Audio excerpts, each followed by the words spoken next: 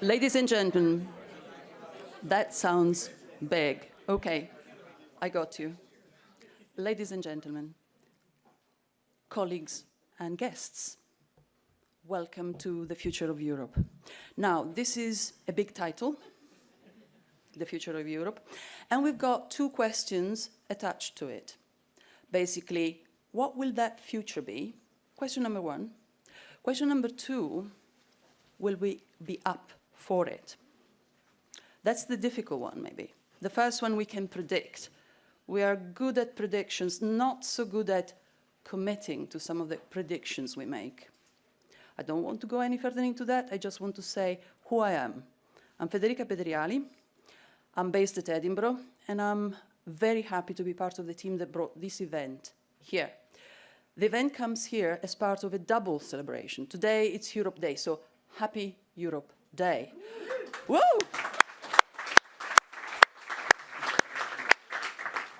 At the same time, we want to celebrate something else, and on top, Edinburgh University is committed to the alliance, Una Europa Alliance.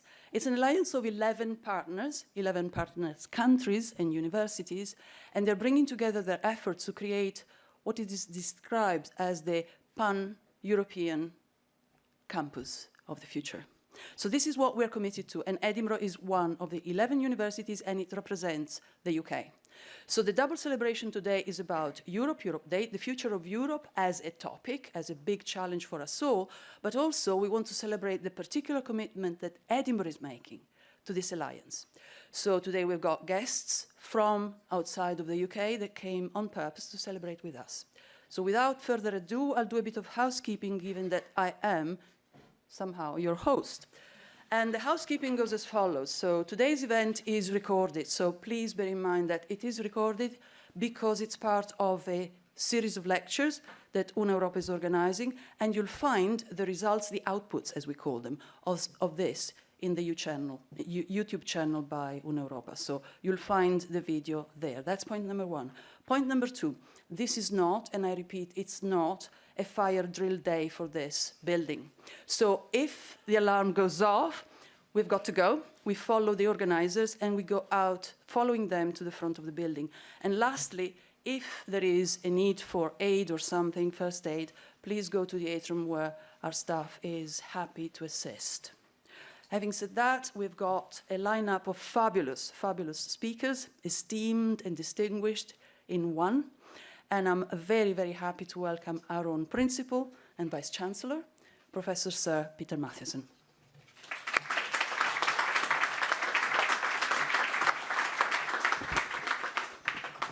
Thank you very much, Federica. And I have a few words of welcome and thanks to say. I'm only going to keep you for a few minutes because I know there are other speakers who have much more interest than me. But I wanted to first, I was going to wish you Happy Europe Day, so Federica stole that line from me.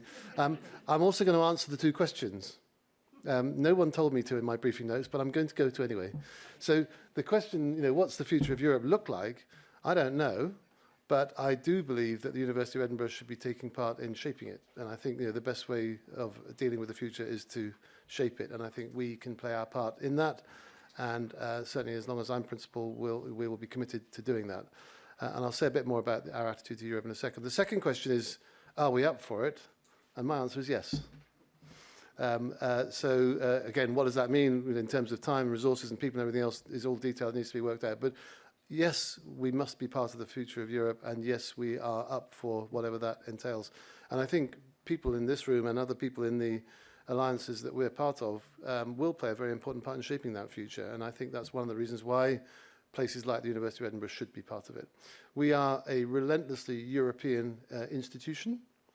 I'm going to be the first in the afternoon to say the B words. So Brexit will not stop us from being relentlessly European, and indeed no political shifts or changes or external events beyond our control, whether they be wars, whether they be politics, whether they be economic crises or whatever, none of those things will prevent us from having this European identity and this European commitment. And I'm absolutely clear that it's not just me that says that, but I think the whole institution feels that way. And it's kind of nice to have an Italian accent introducing the meeting because, we are a very international organisation in our composition, both students and staff, but we're also a very international university in our activities and in our beliefs and in our values. So that will never be shifted, certainly in my time, but I don't think long after my time as well will that stop being the case. My comments, my attitude to Brexit are well known because I've spoken a lot about it and written about it. I mean, Brexit happened. It happened before I came here. I was in Hong Kong at the time, so it wasn't my fault. But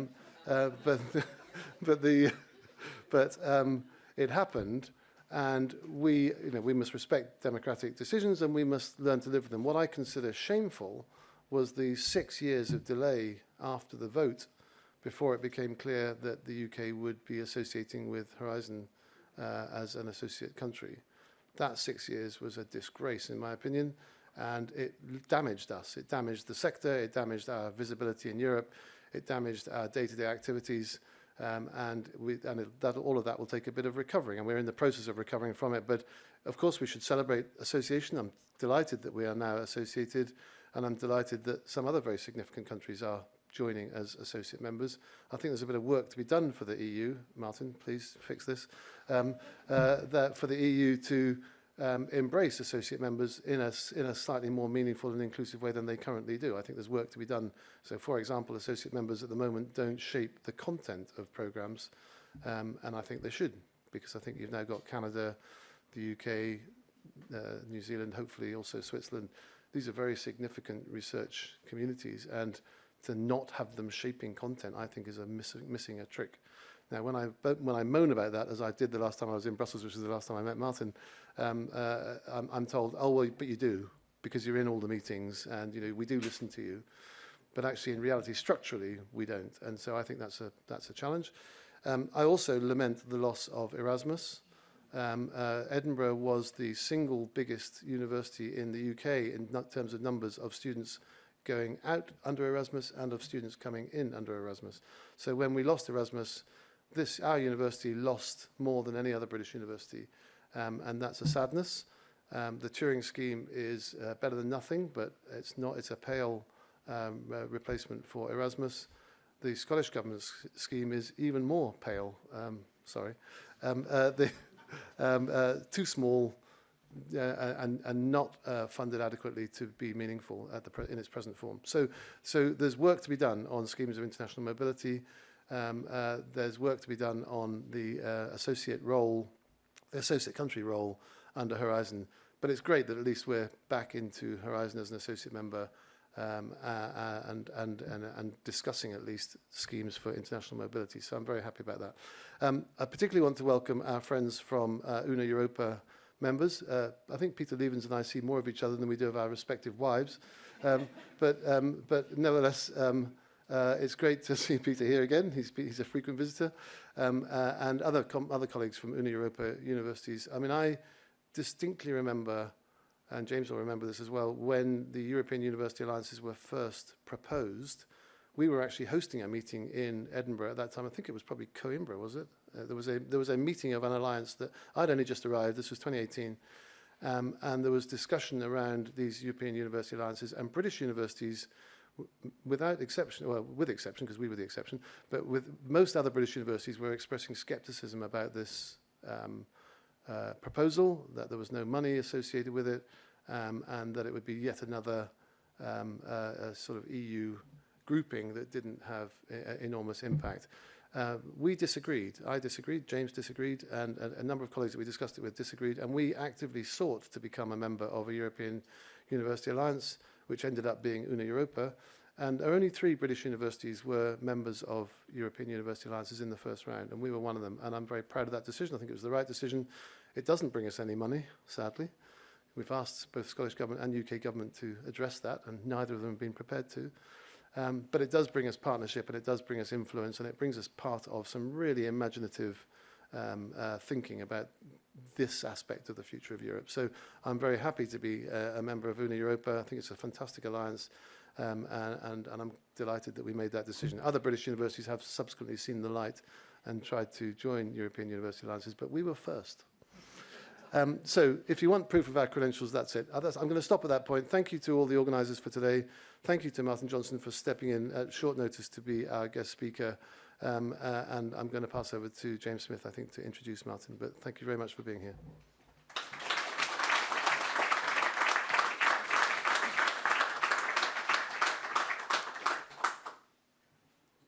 Thank you. So I was asked to talk for a few minutes, and then my speech notes, thanks to my colleagues in Edinburgh Global, amount to 1,000 words. So thinking about Federica's provocations, I can predict the future. I should have predicted I would get a very lengthy speech with also, Helen, some significant lobbying of the Scottish Government, I may admit. But that's what I've got. What will I do about it? I can plough on relentlessly, or I can try and maybe knock a bit out as we go along. Let's wait and see. So Una Europa was formed in response to the European Commission's new European University Initiatives in 2019. As Peter mentioned, we were discussing the possibility of this at a Coimbra meeting we were hosting at the time, which was another really important symbolic meeting for us, of course, for obvious reasons. Initiative was announced by Emmanuel Macron, and I guess it was part of this bigger vision of what universities should be within the EU. How could universities scale up, connect up, be more synergistic, be more competitive globally as well, I think it's fair to say.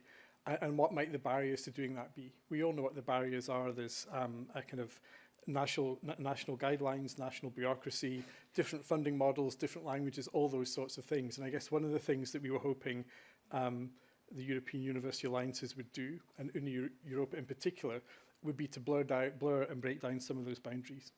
There are now, quite a few years later, 50 groupings of European universities across the EU, made up of 430 universities, but only 6 are from the UK, and we were one of the original 3, as Peter mentioned.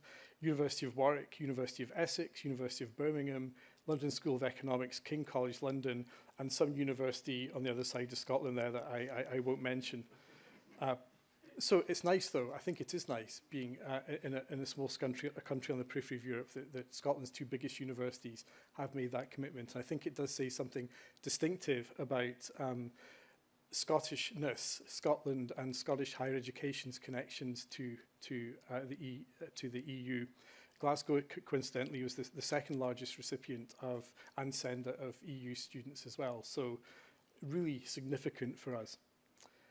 We're a membership of 11 universities, 11 countries, very diverse universities in many ways, but we share a lot of similarities. We are big, comprehensive research universities. We are all internationally focused. We're all based in really kind of nice parts of Europe, important cities historically, important cities culturally, and you might hear a bit more about that today. And that, I think, is really important, because I think about our university here. Our university is distinct because it's integral to the city of Edinburgh. It's the first British university which was set up by a city for the people. It's different from the other Scottish ancient universities in Oxford and Cambridge. It's much more embedded historically in the fabric of the city, and that's something that we see in the histories, the entwinings of the histories of the other Una Europa universities. That, I think, is really important, because that's part of our shared identity. So why did the University of Edinburgh join Una Europa? Well, at Federica, we predicted the future, and this is one of the things we did about it. At the time when the UK sector was really unsure of future association to Horizon Europe and Erasmus+, we wanted to be part of something which was really important and compelling that would perhaps allow us to engage with those funding opportunities in some ways, but more importantly, would kind of subsume them and overtake them in terms of the vision of what we were trying to achieve. What does it mean for us? It means many, many things. I think it means research opportunities, it means teaching and learning opportunities, student and staff experiences around the continent. But I think it carries a greater meaning. In the sort of role I hold as Vice Principal International, and Peter will be more acutely aware of this than me, sometimes you walk around the university campus and people like to come up to you and complain about things. IT systems, funding systems, things that don't work, etc., etc. The only thing that anybody's ever come up to me in the street and said is really wonderful is Una Europa, and that's happened half a dozen times. It even came a point when I was scared to drop my child off at his school, which is right next to university, so half the parents work at the university, because he would say, "Who's going to shout at you today, Daddy?" I said, Hugh, maybe they'll talk about Una Europa. Sometimes they do. So for us, Una Europa was an obvious choice. It was building on some of our strongest, deepest bilateral partnerships, especially with KU Leuven. It was extending some of the areas of research and teaching we are most committed to, modern European languages, area studies, a whole set of other disciplines you'll hear a bit more about as well. It was a really easy choice. It was a difficult choice to make happen because of funding and other sorts of things, and we're a complicated university, but it's an easy choice. So what have we achieved so far? We've achieved a little bit. I can give you a huge list of things we've done, but it's really scratching the surface because this is a massive alliance. There are 500,000 students encompassed in these universities. We are probably on the smaller side of these universities in terms of student numbers. So the population of the city of Edinburgh is sitting in those universities, 100,000 staff. What we'd like to do, what our vision is to make Una Europa something in some small way for our entire community, and also perhaps the community beyond the university as well. So that's what we're trying to do. And what I'll very, very quickly run through before I start the lobbying, which I've written to myself, lobbying FGS Helen on my thing, is give you a very, very small example of some of the things we've done. One of the most exciting is innovative multilateral degrees, allowing learners to study at more than 2 universities at any one time, to graduate from a cluster of universities and get a real sense of what the best of this collective of universities can offer. For example, we launched last year, joint undergraduate degree in European Studies. I went to the launch of that. It was incredible. We have students who will study in 3 different countries, students who are already multilingual, wanting to learn 2 or 3 more languages, students who will study a degree which is not just about Europe, sitting in one place, peering into Europe and talking about Europe, but a degree which is experiencing Europe in different ways. And we're developing other sorts of programs off that background. Today's lecture is part of one of the things that we're doing as well. It's one of a series of lectures that are being offered across the 11 universities, seeking to foster dialogue between academia and publics in the cities in which we inhabit.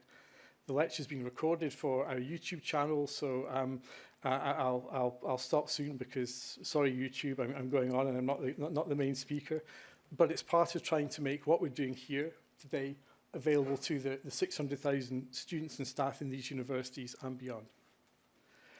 Federica Pedreali chairs the grouping, the Self-Steering Committee on Europe and the World, but there are 5 other steering committees which look to bring together clusters of research and teaching around really important research areas for all of us: data science and AI, sustainability, cultural heritage, One Health and future materials. We're trying to find ways for the breadth of our communities to engage with each other. I have the privilege of representing the University of Edinburgh on the Una Europa Board of Directors alongside Peter Levens, who is the board member of KU Leuven. And that's been a really great opportunity for me because it allows me to see how other universities think about the world. Edinburgh has its distinctive way of thinking about the world, but we're not unique, we're not special, we have a way of doing things. And for me, the insight I've gained and the friendships I've built up through that opportunity have been critical to shaping not just what this university does in Europe, but across the world. Professor Chad Damrow, who you'll hear a little bit of from in a moment, is the chair of today's panel. He's another member of the Europe and the World Steering Committee, and we're also joined by Elisa Vivaldi, an Italian PhD student who's one of Una Europa's joint PhD students in cultural heritage, another student who's benefiting from this sense that we can do better together. So I'll probably stop there, I think. I'll just do a very brief introduction of my very prosaic bit of lobbying. But for me, Una Europa is one of the most important things we do. It's one of the best examples of trying to pull together everything a university is: research, innovation, teaching, learning, student and staff experience, and also engagement with the broader communities and contexts in which we exist. And I hope in doing this, we can really generate a university of the future, which might be virtual, it might be hybrid, it might be physical, but the most important thing about that is it's a space in which we can belong and we can work together with each other. It will create, I hope, a more resilient, cohesive and prosperous European Union, which we can hopefully engage a bit more productively with in future, depending on elections, who knows. And regardless of that, it's a European university alliance, and ourselves and Zurich sit outside the EU, and that's helpful as well. And that's a bit unique, I think, in European alliances, because we're expanding beyond the political borders, and we can remind ourselves all the time that Europe exists before the EU, it'll exist after the EU, and our relationship to Europe has existed since the day we were founded, when I think our kind of founding act was almost to poach 2 professors from Leiden University, one of our partners you see here. So we're delighted and grateful to have Mr. Martin Johnson here, and thank you for stepping in following Mr. Robertson's understandable absence. Exciting politics in Scotland at the moment.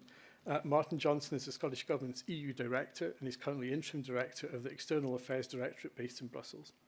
He's also a graduate of the University of Edinburgh, which you always like. We'll have to get you a University of Edinburgh tie, I suspect, before you leave. We'll force you to wear it.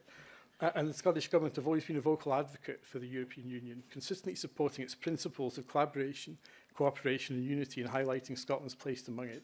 This is the lobbying bit, very quick. The Commission's European Universities Alliance is currently funded by the Erasmus Plus programme, and Mr Johnson is acutely aware of the impact non-association to Erasmus Plus is having on youth mobility to and from Scotland. And we do appreciate the Scottish Government's recent pilot programme, Test and Learn. We understand it's a pilot and it's only a kind of a facsimile of what we need, but we appreciate the effort that's been made to allow us to explore new ways in which we might collaborate within Europe.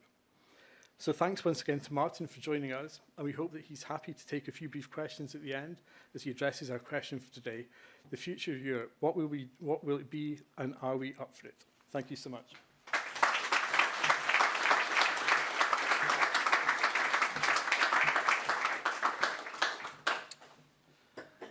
Look, thank you, James, and also Federica and Peter for your remarks. Is the sound okay? Great, thank you. Look, it's a great honour, I think, to be able to deliver the Una lecture today. I'm conscious I am standing in for Mr Robertson. Following the political events this week, you'll be aware that he's retained his portfolio. He's continuing in the same role. I was with him this morning. He's full of energy, full of optimism. He was very much looking forward to giving this lecture, so he's sorry that he can't do it, but he's delighted, or I'm delighted, to be able to continue the tradition of having a Scottish Government presence with you at these events. Thank you for the introductory words. I am a graduate of Edinburgh University, very proudly so. I'm looking forward to getting one of those ties, so I'm going to hold you to that. I also grew up in this part of Edinburgh. I actually went to primary school about 100 metres up Infirmary Street at Southbridge Primary, as it was then. Many of you, I think, will be too young to remember. It closed in 1983, so it was a while ago. I'm also relentlessly European, which is a phrase Peter used.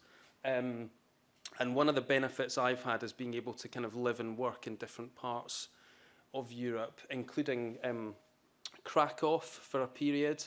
I currently live in Tervuren, which is just down the road from Leuven.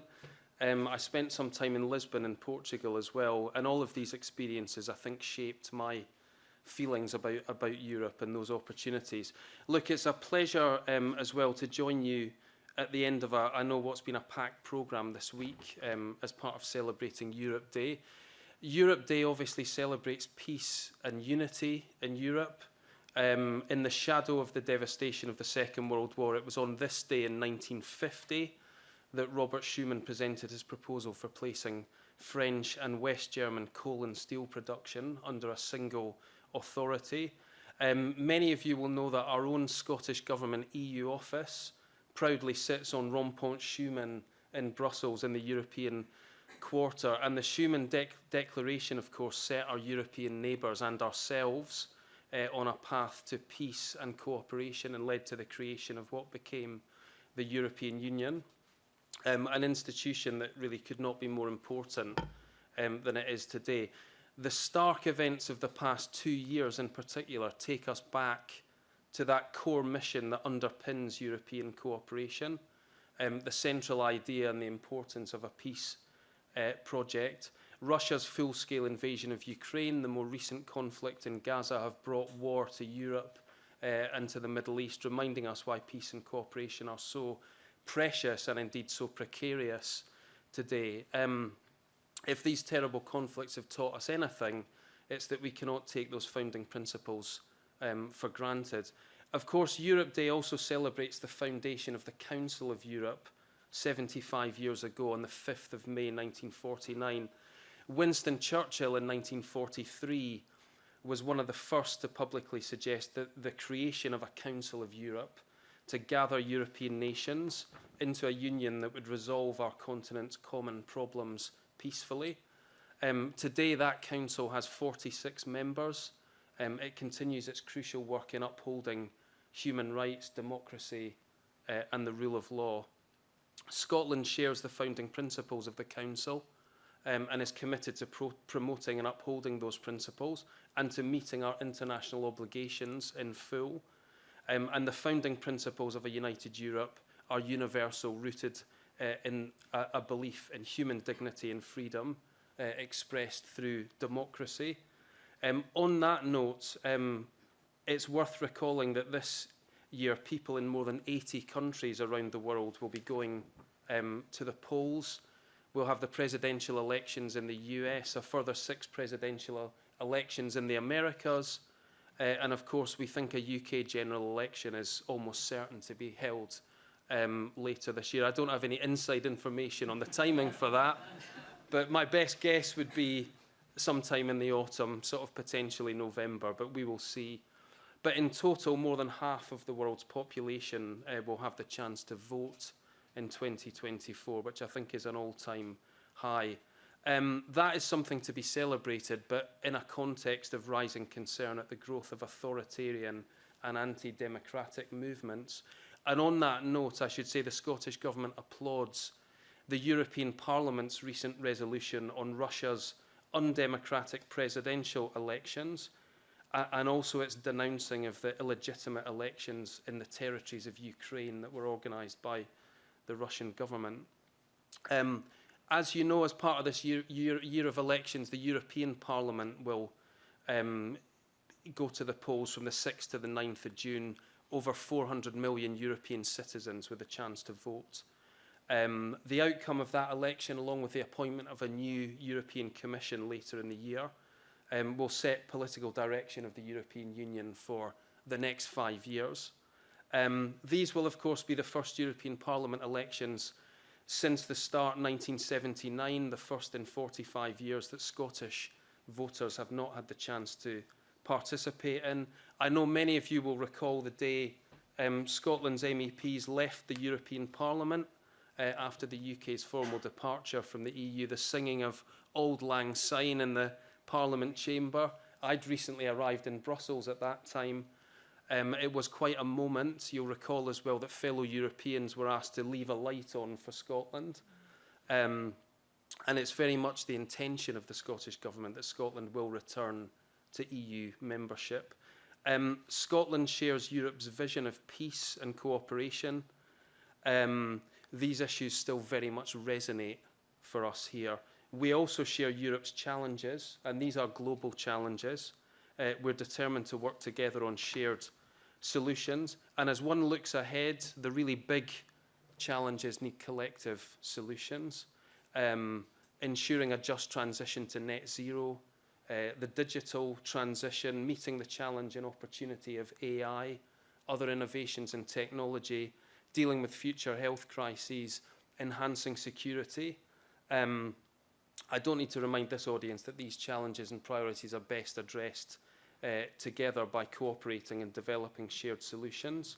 Scotland has much to offer, and maybe we can get into some of these issues as we go through this discussion today, because that question of the evolution of the EU over the next 5 years is something I think of real sort of interest.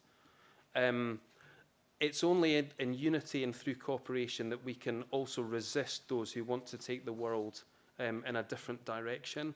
And look, we will see in the coming months how the new Parliament in Brussels and Strasbourg looks, how the new Commission is formed. But I think I can say with absolute certainty the Scottish Government will continue to take the view that the role of the EU will be absolutely central in meeting these global challenges.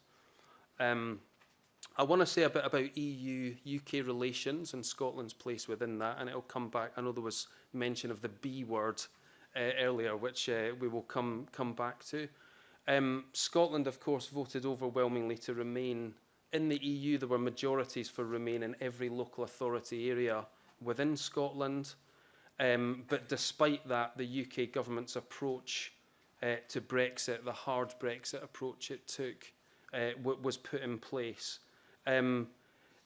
Since then, the Scottish Government has been working as positively as possible through the structures of the Trade and Cooperation Agreement. We continue to pursue improvements to the EU-UK relationship where that is possible. And many of you in the room, I think, are part of that process. But the evidence is increasingly clear around the harm that Brexit is doing, both to Scotland and to the UK as a whole. Recent figures from the National Institute of Economic and Social Research concluded that Brexit cost the UK economy £69 billion in lost output last year, 2023, alone. And a study by Cambridge Econometrics showed that the economic damage will continue to increase year on year and reach as much as 10% of gross value added by 2035. Let me just go on and say a bit about particular sectors. So the higher education sector, so crucial to Scotland's economy, society and reputation, I know has seen the first-hand the effects of Brexit. Scotland benefited disproportionately from Horizon Europe and the Erasmus Plus programmes. Scotland, as you all know, is a recognised world-leading research nation that drives transformation and innovation to solve global problems such as climate change, food poverty and many others. In January this year, very happily, we know the UK finally associated to the Horizon Europe programme. This international collaboration is vital for our research and education institutions. We in the Scottish Government were relentless in our calls for the UK Government to get that agreement over the line, which it did last September, and that took effect in January. And I think a big thank you for everyone who helped with that kind of push. I think it's the most positive thing, probably along with the Windsor Framework being signed just over a year ago. It's the most positive things that have seen a kind of upturn in EU-UK relations in the last year or two. But now we need to ensure maximum Scottish participation in the programme and get most value out of it. And I'm pleased that work has begun on that and we're pushing forward with it. Scotland will always welcome European researchers to our nation. We recognise their value to our research base. In 2022-23, 23% of researchers at Scottish universities were from the EU, and we will continue to seek to maximise opportunities to work with our EU partners on global challenges. Scotland has been highly successful and influential, collaborating with researchers across the continent on tackling some of the big challenges I mentioned. Horizon projects, for example, have included tidal energy, preventing Alzheimer's disease, developing technologies to support space satellites, and designing antibodies to help diagnose and treat COVID-19. This cooperation remains a critical area of work for us. Continuing to work with our partners will put us in a better position to influence the shape of the next framework programme, which you know will come from 2028 onwards. Peter, you mentioned this question of how one influences as an associate member as opposed to a kind of full member state participant. That is something we'll continue, I think, to need to work with you on, because we recognise the crucial importance and the value we can add actually in terms of shaping what the next framework looks like, as well as getting the maximum value out of it once it's up and running. Let me say a bit on mobility and youth mobility. We very much welcome the news on Horizon, but it's one part of a bigger jigsaw. Underlying much of the cooperation and exchange in your sector is one of the fundamental rights of the EU, free movement. And I mentioned my own experience of living and working in different parts of Europe. That regrettably ended for Scotland with Brexit. The Scottish Government greatly values the contribution EU citizens make to our society, to our communities, to our economy. From day one after the Brexit referendum, the message to EU citizens was and remains today clear. You're welcome here. We want you to stay. This is your home. The Scottish Government have supported EU citizens and provided significant funding to community organisations to help EU citizens apply for the EU settlement scheme. As of the end of December last year, almost 350,000 applications had been received from Scotland. And this shows the high number of people from the EU who have chosen to make Scotland their home and want to continue that. Of course, Brexit means that freedom of movement has stopped. EU citizens now wanting to settle in Scotland or Scots wanting to settle in the EU face new hurdles that have not been there for decades. And it is a sad fact that the number of EU citizens in the UK has decreased over the last year. This is a worrying development for an open and welcoming nation like Scotland, and something we would like to reverse. The ending of free movement has had a particularly detrimental impact on Scotland's young people and taken away some of the opportunities that previous generations had and that their EU peers continue to enjoy within the EU. As we know, the European Commission last month opened discussions within the institutions and potentially put an offer on the table to the UK government on a youth mobility treaty. From the Scottish Government's perspective, this is a welcome development. We welcome in particular that the proposal goes significantly beyond other UK youth mobility schemes. There would be no quotas. There would be a right to bring dependents. There would be access to home status for university tuition fees, and there would be no immigration health surcharge. And this means that it would reduce barriers and open up opportunities. I have to say the Scottish Government found the UK Government's rejection of this offer deeply disappointing. For our part, we would welcome any steps to remedy the detrimental impact on Scotland's young people. We've long argued that better opportunities should be created for young people, opportunities for them to study in the EU, gain work experience, and the many other exchange opportunities. So we would urge the UK Government to think again, to positively respond to the Commission's initiative, and to constructively negotiate a deep and generous agreement with the European Union. I touched earlier on the political change that we expect to see this year. It may be that new opportunities open up, we don't know, but there may be a job for all of us in kind of pushing for that, particularly if changing politics means there is an opportunity, and certainly the Scottish Government will continue to argue for an agreement to be reached. I've spoken about the importance of Horizon participation, and also the fact that it's positive that we do have a youth mobility offer on the table and potentially the beginning of a discussion. Let me just say a bit more on Erasmus+. Again, we were deeply disappointed that the UK Government decided not to participate in Erasmus+. I recall the Prime Minister of the day pledging in the House of Commons that the UK would continue to participate, but that did not happen. From our perspective, that was an act of educational and cultural vandalism. Erasmus Plus had a major impact in Scotland. I mentioned proportionally more students from Scotland taking part than any other country in the UK. Proportionally more EU students coming to Scotland than to anywhere else in the UK. So I want to just stress and underline the importance that we see of rejoining the programme. The UK Government's replacement scheme, known as the Touring Scheme, doesn't offer the breadth and scope or indeed the financial backing that Erasmus Plus would bring. It offers no provision for inward mobility to the UK, nor any provision for staff inward or outward mobility. We recently published Scotland's International Education Strategy. This aims to attract and retain international talent, help our institutions form connections and partnerships across the globe, and raise Scotland's profile as a place to work, study, to live, to do business.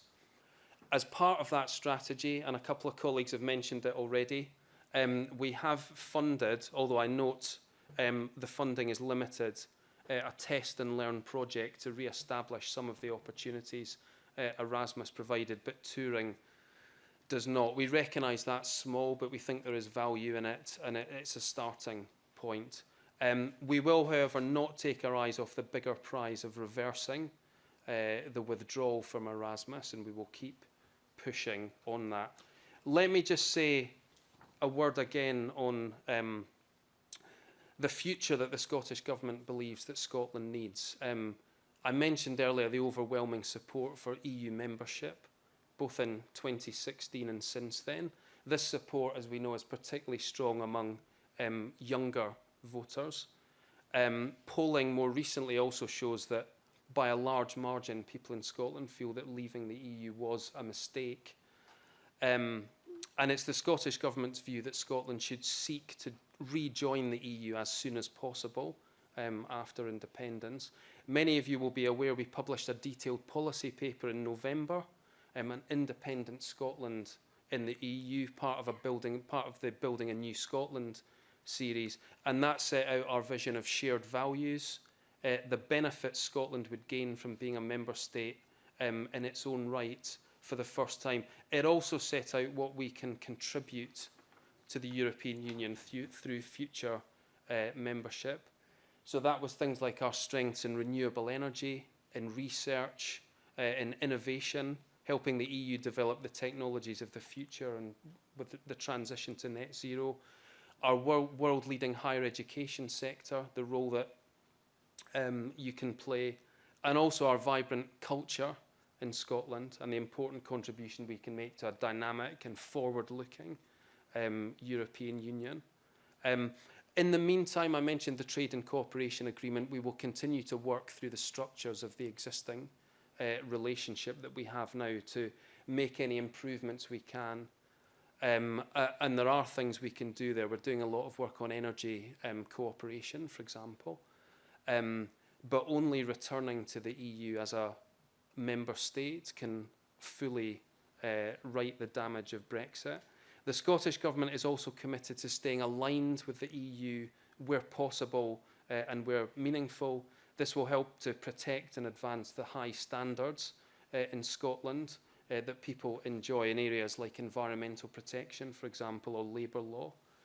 And we will continue to cultivate and build on the strong relationship we have between Scottish stakeholders and EU stakeholders around our shared priorities. So rest assured we will continue to be an active and constructive participant on EU matters. And I know the new ministerial team are absolutely committed to that too, I can assure you. Let me just say a few words about Una Europa as well. I guess building a little, James, on what you said. We know this is an alliance of 11 world-leading European research universities, as we mentioned earlier, created in response to the European Commission's European University Initiative. Is a prime example of cooperation and exchange, drawing on collective strength to provide an environment for working together on world-leading research. Through its Una Europa membership, University of Edinburgh is staying connected and cooperating with European partners. And this is a project, Una Europa, which is founded on European values, built for a European future. So look, let me conclude. I hope I've been clear that Scotland remains a proud European nation and that Brexit and the challenges of Brexit will not change our commitment to Europe, nor the importance of the EU to Scotland. We will continue to be a voice in favour of mutually beneficial cooperation and building the strongest possible relationship between the EU and Scotland. The founding principles of a united Europe ring more true today than ever in the face of the shared challenges I spoke about, and we will continue to seek to work with our European partners to meet them. Our ambition is to be an open nation that seeks to be a good global citizen and leaves a positive mark on the planet, closely mirroring European values and the founding principles that we're celebrating today on Europe Day.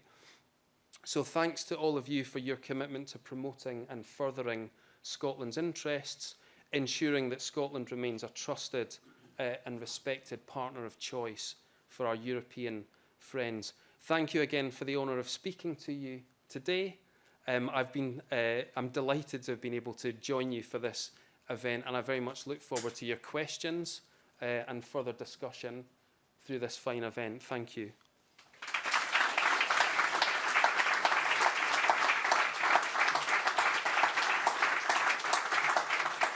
I'll chair for you.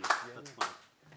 So my name is Chad Domro from the University of Edinburgh, and it is my privilege to chair this session of the Q&A following the fantastic keynote from Martin Johnson. And so the schedule says that we're supposed to be done about 4 o'clock, but maybe we can push a little bit beyond, because no doubt there are a lot of questions, right? I would only ask maybe that everybody who has a question try to keep it as succinct as possible. We can hopefully get as many as possible. If that's all right with you, Martin, maybe we'll just one question at a time, at least for starters. And I think Jenny has a microphone back there too. So if you'd like to raise your hand, who wants to go with the first question? See, there's a gentleman right here. Yes, hello, thank you very much for your talk. You mentioned the Scottish Government attempting to keep in alignment with the EU law insofar as is possible and desirable. How does this actually work? Previously, when the UK was a member state of the EU, regulations, for example, were sort of automatically part of UK law, and directives had to be transposed. Now, do you keep track of EU legislation in all the fields that it occurs in, and how does it work? Yeah, no, thank you. It's a good question. The way it works is that we keep track, in exactly what you allude to, the way you allude to, we keep track of developments in EU law through the team in Brussels and through colleagues in Edinburgh. And we have a system in place to work with our policy colleagues in different areas, whether it's environment, education, transport, to make sure they're aware of developments in Europe and have the ability to consider what that means for Scotland, and to consider the options around alignment with a preference to staying aligned over time. So there's part of it which is what I described, so that's really tracking what's going on at the European level. Another dimension to it is minimising divergence at the UK level, if that makes sense. So the retained EU law legislation that was passed recently by the UK government is designed to make it easier to diverge from EU law at the UK level. So one of the things we're doing is trying to ensure that that divergence doesn't happen in a bunch of areas that we consider important because we want to maintain high protections. So there's a kind of EU dimension and there's a kind of UK dimension. There are various areas of law that are less relevant to Scotland potentially, and there are the areas where Scotland may do something very similar to the European Union but potentially not exactly the same. So the alignment commitment does not mean that we will stay precisely legally aligned in every single area. But what it does mean is that our starting point intellectually is that we want to stay as aligned as we reasonably can do. And the primary reason being that it maintains the high standards and the high protections that being an EU member state would have given you. Thank you, Martin. Next question. Yes, please.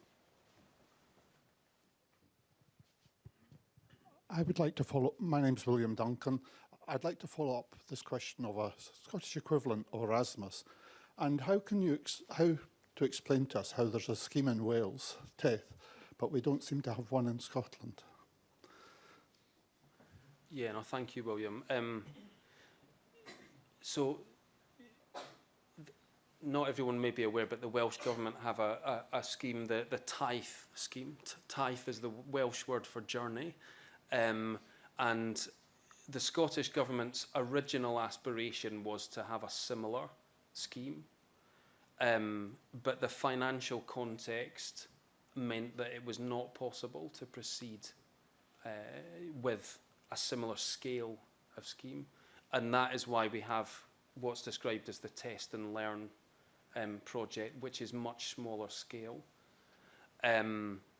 So it was a financial context that was the key point. And this, I think, makes the question of Erasmus plus participation in the future even more stark and even more vital.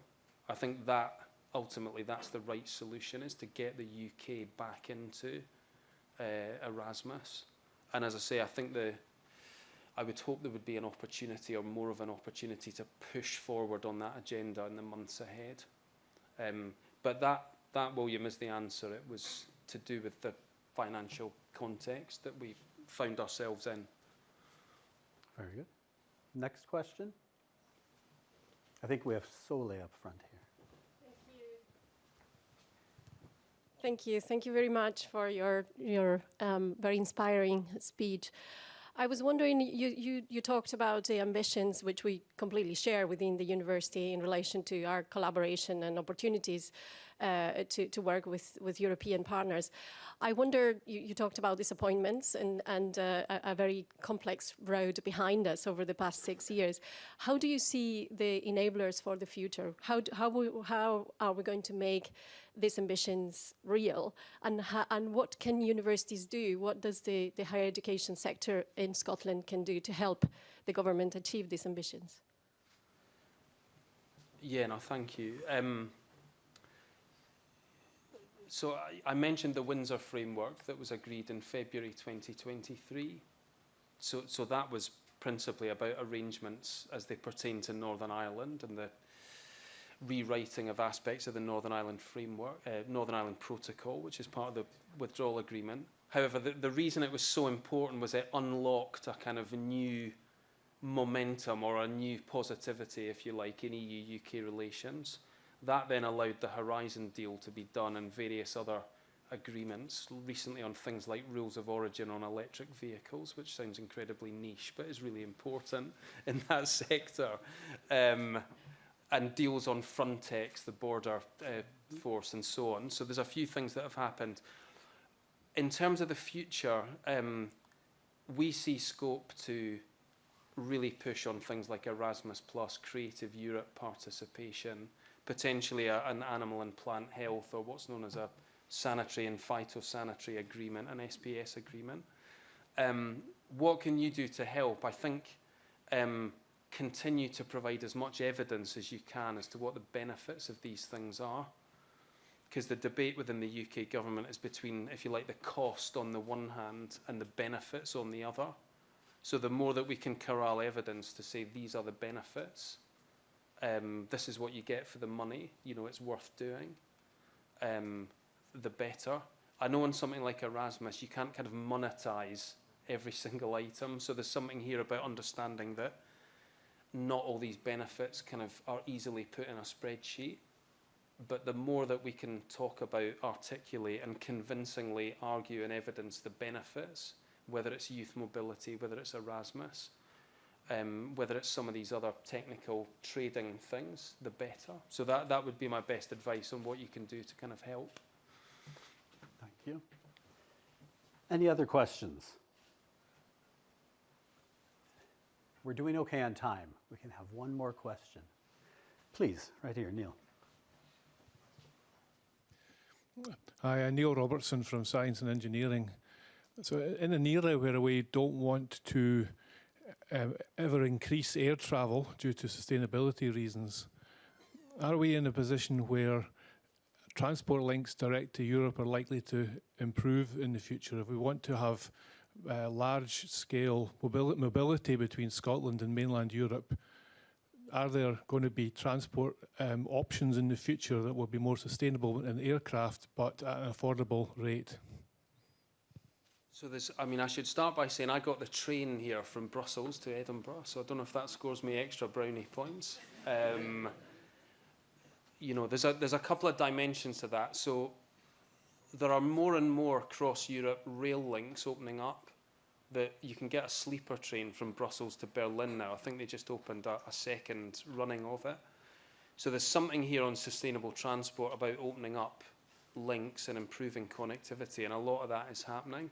And certainly Brussels to London travel is, you know, very largely on the Eurostar these days, which is really positive. In terms of the aviation industry, I mean, I worked on the aviation industry previously and talked to a lot of people there. You know, there is progress being made on things like sustainable fuels, and there's been progress made on things like different types of aircraft and materials used, but aviation is one of the most difficult sectors to decarbonise, and there's still quite a way to go. So for me, the more we can have sustainable travel options, particularly train links around Europe, which, as I say, has improved a lot in the last 10 years, you know, the better. But I think, you know, aviation's probably got a fair way to go. But certainly the Scottish Government at the moment is looking at its climate plans and working on a kind of new plan. And I'm conscious that air travel is one of the most difficult areas to decarbonise. There's been a lot of discussion about a direct Scotland to Belgium link. There's been a feasibility study, I think, that's been going. I don't know if you know any more on the latest on it, but certainly it's being looked at quite intensively over the last year or two. So I'd be hopeful, but it's getting an economic proposition that really works, you know, which Brexit made a little bit harder. Thank you very much, Martin. Thank you, everyone, for your attention and for those questions as well. Certainly, this was, again, an excellent lecture, an excellent keynote lecture, and a wonderful way to help us celebrate Europe Day today.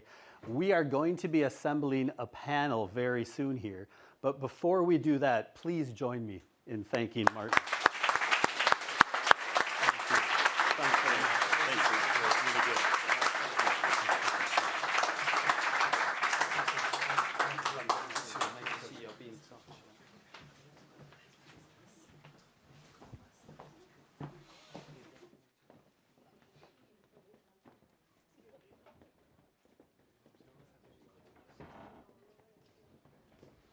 I'm going to slide out here a little bit, and then we have plenty of room, don't we? I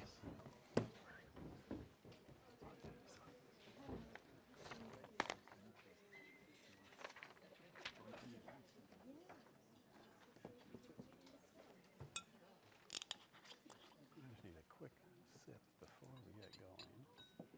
Would you like some?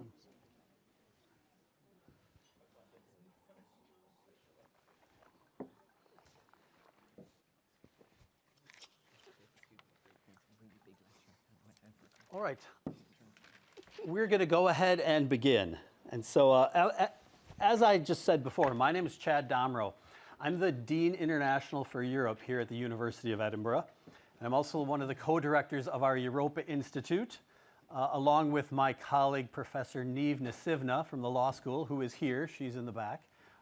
And so it's my privilege again today to chair this question and answer session, right, from this panel of experts that we have.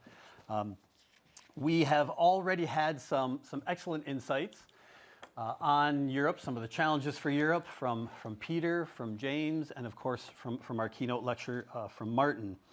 And what we want to do now is we want to take some time to share some other perspectives on Europe, right?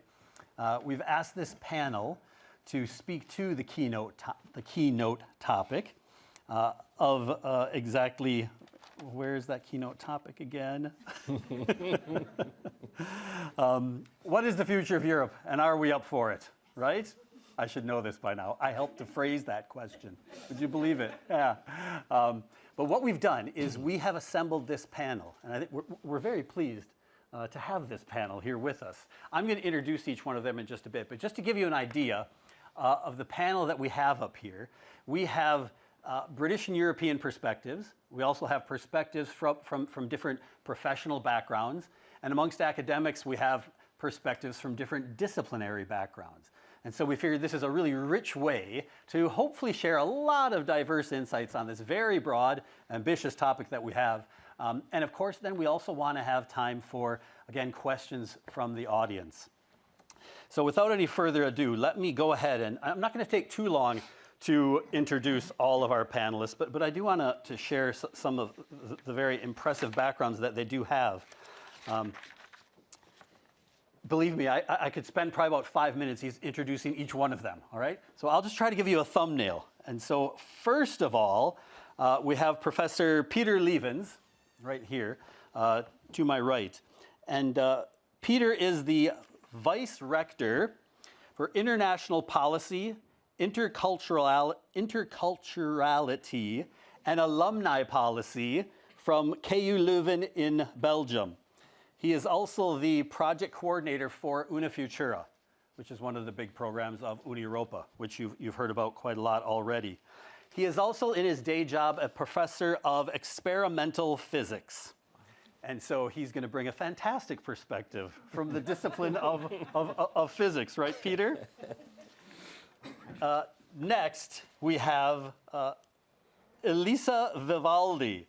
And so Elisa, right here next to my right, is a PhD candidate in Italian. She's here at the University of Edinburgh, but not only the University of Edinburgh. She's completing the second year of her PhD in Italian. And she is working in co-supervision not only with supervisor here at the University of Edinburgh, but it's a joint degree also with KU Leuven in Belgium as well. And she is doing this degree in the context of Una Her Doc program, and that is the Cultural Heritage Doctoral Program coordinated through Una Europa, once again. So Elisa, it's a pleasure to have you with us today also. Next we have Irene Oldfather, and this is, get ready for this. There's a lot of things that Irene does, all right? For starters, she is the Director of Strategic Partnerships and External Affairs and Outreach at Health and Social Care Alliance Scotland. She is also a former member of the Scottish Parliament and chair of the Scottish Parliament's European and External Affairs Committee. She is also the chair of the Scottish Advisory Forum on Europe. And I'm not done there, because Irene is also the vice chair of the UK Domestic Advisory Group for the, as previously mentioned, Trading Cooperation Agreement. And so, Irene, it is a great pleasure. You bring so much expertise. It's a great pleasure to have you with us. Next, we have Dr. Benjamin Martill. And so, Ben is a senior lecturer in politics and international relations at the University of Edinburgh. And his research focuses on the politics of foreign policy with a focus on European security and Brexit. And I should also point out that Ben is an associate director of the Europa Institute, which I happen to be a director of. And so it is great to have you, Ben, with us as well. Last but by no means least is Professor Imelda Mayer, who has come to us from the University College Dublin. And Imelda is the Sutherland Full Professor of European Law. She's also the director of the UCD Dublin European Institute. And so her research focuses on the relationship between law and governance, and she has published and spoken extensively on competition law and European Union governance. So as you'll see, it's a fantastic and again, very diverse in many different ways group of panelists that we have here. So what we've done is we have asked all of them, we've allotted about 50 minutes. We'll see how far we get. But for starters, we wanted to ask all of them to take just 3 or 4 minutes each to reflect on, share some of their insights on, again, this keynote topic of the future of Europe. What will it be and are we up for it? And after that 3 to 4 minutes, we'll see where we're at. And hopefully we'll have plenty of time for question and answer after that, all right? But we'll certainly try to keep to time. So I've already told Peter that I'm probably going to start with him first because I'm fascinated by physics. I know very little about it. But Peter, if you wouldn't mind, would you please start with your 3 to 4 minute reflection? Yeah, thank you, Chad. Yes, pleasure to do that. So I have to change my lecture into a physics lecture, is that? No. No, but actually I'm sitting here in a group of experts on European politics, European society, and as a physicist this sometimes feels a bit awkward, although that I must say that also in my role as an experimental physicist I've been confronted with international collaborations a lot, and also with specific situations that we live again in now, with global problems. To clarify that part, I did my PhD work and also a postdoc at CERN, at that time in nuclear physics. Meanwhile, I'm in nanophysics, and that's all the physics I'm going to mention. But we were at that time collaborating at CERN very much with a lot of colleagues from the other side of the Iron Curtain, Russians and other Central and Eastern European colleagues, even though these of course were very conflicting times. And it is something that not only from the CERN side but also from other large-scale physics community and physics collaborations is put into our memory again quite often, because even though we in current times feel very much averse towards continuing academic relationships with some countries in the world, there still is a duty to at least stay on speaking terms and to make sure that we keep on trying to understand each other, even though that there are terrible conflicts that we want to finish as quickly as possible, and where, as an academic community, we are forced to take stands in as well. In my role as Vice Rector for International Policy, this is of course one of the things that we are dealing with currently. Think about the Gaza war and conflict, what we have seen between Russia and Ukraine, the invasion of Russia and Ukraine, many other conflicts in Africa that sometimes are not on our radar, but that also have been devastating. And all these aspects in this globalized academic world we bring into our universities. And there I think it is really important, and then I come to the question that was posed here, that it is very important that we as Europe adhere to the European values as they were spelled out in the Lisbon Treaty. I don't have to enumerate them for this audience, but this is really what brings us together and what should guide us in making good decisions about how we run our academic institutions.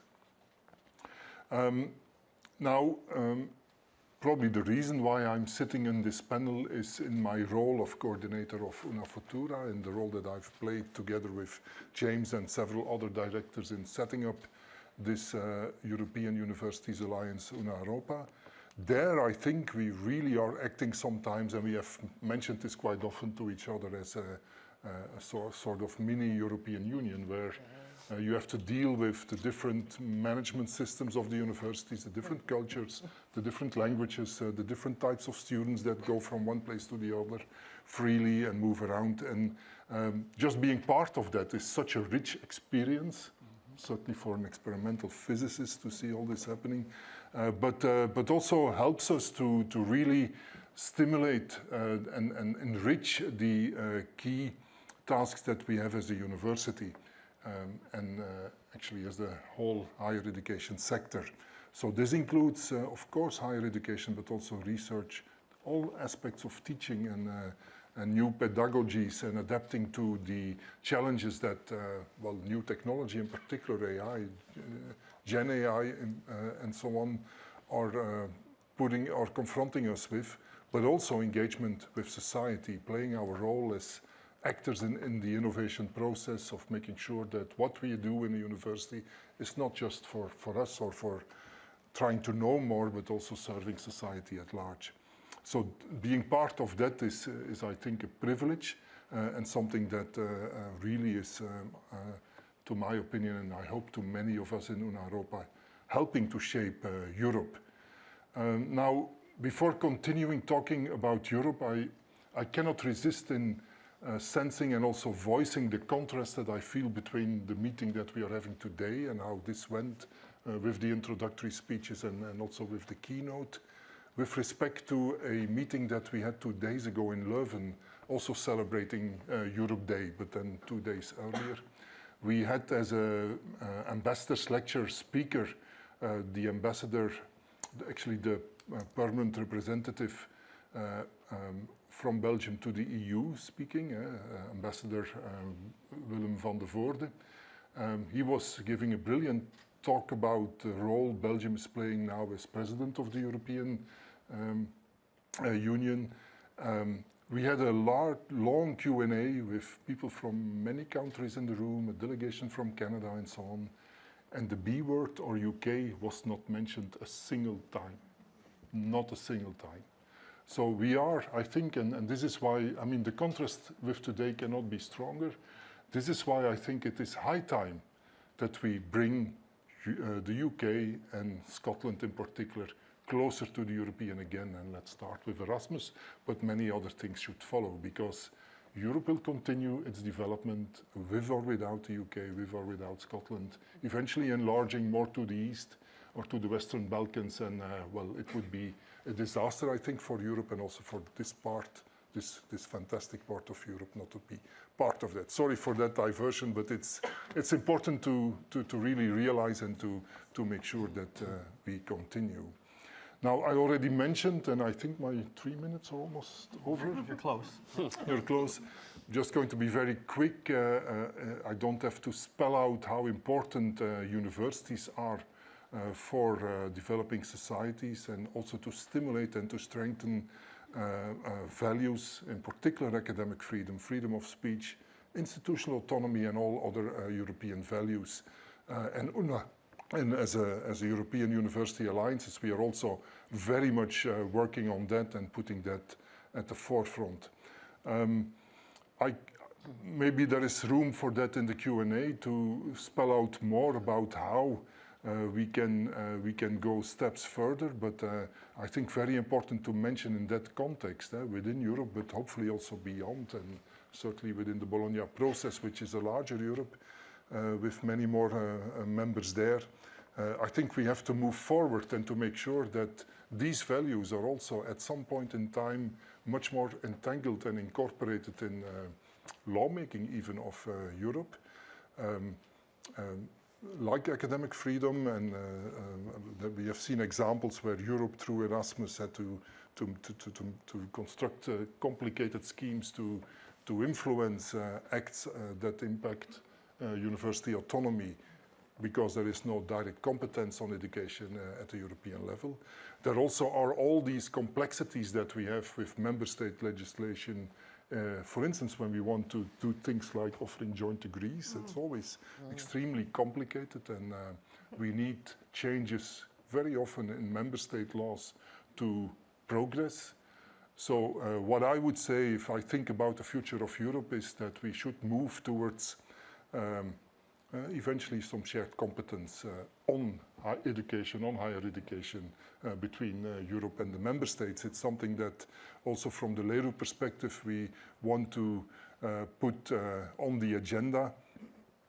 And I was very excited to also read a document by Enrico Letta that came out a couple of weeks ago, where he was referring to the 4 freedoms of the single market framework, free movement of people, goods, service, and capital, which is really basing the fundamental aspects of the European Union and how we have created this peaceful and very prosperous environment.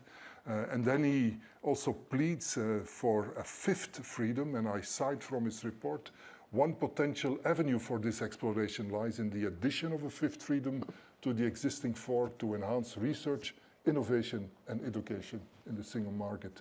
The 5th freedom entails embedding research and innovation drivers at the core of the single market, thereby fostering an ecosystem where knowledge diffusion propels both economic vitality, societal advancement, and cultural enlightenment. And I think we need to do this. We can also do this with Scotland through agreements and with non-member states through various contracts that we can set out. But it certainly is important that we start thinking to bring the activities of the universities much more central into the development of Europe. Final word is that, and I think this is also important to say in sometimes nationalistic and populistic eras, where conflicts are usually sought where there are none.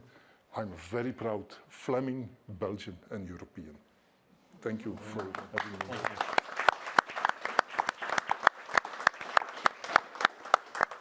Thank you. Thank you, Peter. We'll now go to Elisa, please. Well, first of all, thank you so much for having me. I'm maybe not as an expert as the other people sitting at this table, but what I can bring is both my experience as a PhD student involved in Una Europa, that as such has had the chance to be involved with the project from a very privileged perspective. And this is what I will draw on to answer the first question that we were asked to answer, the future of Europe. I very much hope that it looks like something similar to this, where the exchange of students, of scholars, of knowledge across institutions is something that can happen, and that can happen in an environment that allows for the complexities that come from both the regional aspect of this institution and the European aspect of this institutions can be valorized. And in this sense, my experience within the doctoral program in cultural heritage has taught me a lot, because being involved in two different institutions and having the chance to engage with scholars and with senior academics coming from not only the two institutions where you're working on as a researcher, but all the other institutions of the consortium is definitely an added value to what is essentially the path of a scholar in training, of someone that is learning the job, if I can say that. In this sense, I think that, of course, the European Union and the role the European Union plays in this unity is incredibly important, but at the same time, we have to remind ourselves what you just mentioned, this idea of a larger Europe, of a Europe of the peripheries, of a Europe that has in some way to deal with the fact that things are changing, and maybe we should change with them in a way. And this is the second half of the answer of that provoking questions we were given. Are we up for it? I think so. But now it's not the PhD student that's part of Una Europa talking anymore. I think it's more the scholar in training, coming from the field of humanities, coming from philosophy and literature mostly, that reflecting on this concept of Europe, even outside of the scope of the political boundaries of Europe, tries to make sense of the ways in which in the last 20 years, or even more than that, the concept itself has had to change, has had to evolve, has had to face new and different problems. The fact that today, for example, Edinburgh is Edinburgh or the UK in general is not nominally part of the the European Union anymore. That was a Freudian slip there. It's not part nominally of the European Union, but it is very much entangled with what it is Europe as an institution and what it is Europe as an idea, most of all. And I also think we should reflect on that, if I may, also critically, because again, if we're thinking about the peripheries, if we're thinking about the opposition between Europe and the outside, because unfortunately, when we're talking about philosophical or linguistic concepts, there is never an absolute definition. It's always a differential definition. It's always something that in one way or another excludes something else. I think we should try and broaden up our definition of Europe as much as possible to include these complexities and to face these complexities, because this is what the world is asking for us in a way, as scholars, as politicians, as lawmakers. And I think that these type of discussions, these type of experiences, this type of training that I am privileged enough to be having are definitely going to make a difference. I'm probably going to stop here because I think I've said quite a lot already, so thank you very much.